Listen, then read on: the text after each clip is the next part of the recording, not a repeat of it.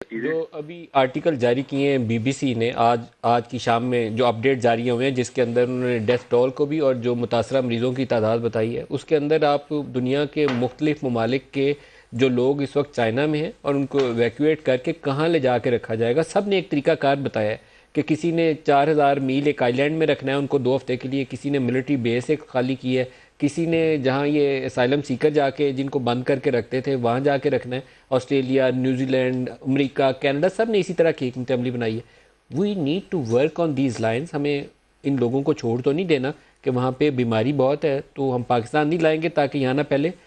یہ صحیح ہے کہ پاکستان میں نہیں پھیلنی چاہیے، لیکن ان لوگوں کو بچانا بھی تو ہے نا۔ آپ کی بات بالکل صحیح ہے، اور ہم 24 آورز انکلوڈنگ فورن آفس، اگر بندہ 24 آورز یہی کوشش کر رہا ہے کہ کوئی طریقہ ہم نکالیں جو بہتر ان کے لیے آسانی پیدا ہو۔ دیکھیں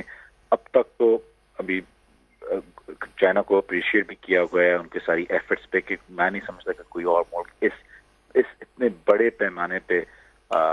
اس وائرس کو ہینڈل کر سکے جس طریقے سے چائنا نے کیا ہوا ہے۔ آپ کی بات بالکل صحیح ہے، لیکن اس پہ ہر روز میٹنگز ہو رہی ہیں چائنا میں بھی، ہماری ایمبیسی میں بھی، اور بلکہ اس فون کال کے بعد مجھے اپڈیٹ مل رہی ہے وہاں سے کہ آخری میٹنگ میں کیا بات ہوئی ہے۔ تو ہم بھی بالکل، اسپیشلی جو ووہان سٹی کا ہے، ہم بھی سوچ رہے ہیں، ہم بھی دیکھ رہے ہیں، کوشش کر رہے ہیں، ہم بھی اکیلے ڈیسیجنز نہیں لے سکتے، چائنیز اتھارٹیز انوالو ہوتی ہیں، اور چائنیز بھی اکیلے ہمارے لیے ڈیسیجنز نہیں لے سکتے کیونکہ ان کے پاس اور بھی ملک کے نیشنلز ہیں وہاں۔ تو ہم بھی دیکھ رہے ہیں کہ کون سی جگہوں پہ ہم ان کو، اگر وہاں پہ زیادہ پھیلا ہوا ہے وائرس، تو ہم ان کو اس سٹی سے دوسری سٹی کہاں کہاں شفٹ کر سکتے ری ہیں۔ لوکیٹ کیا جا سکے۔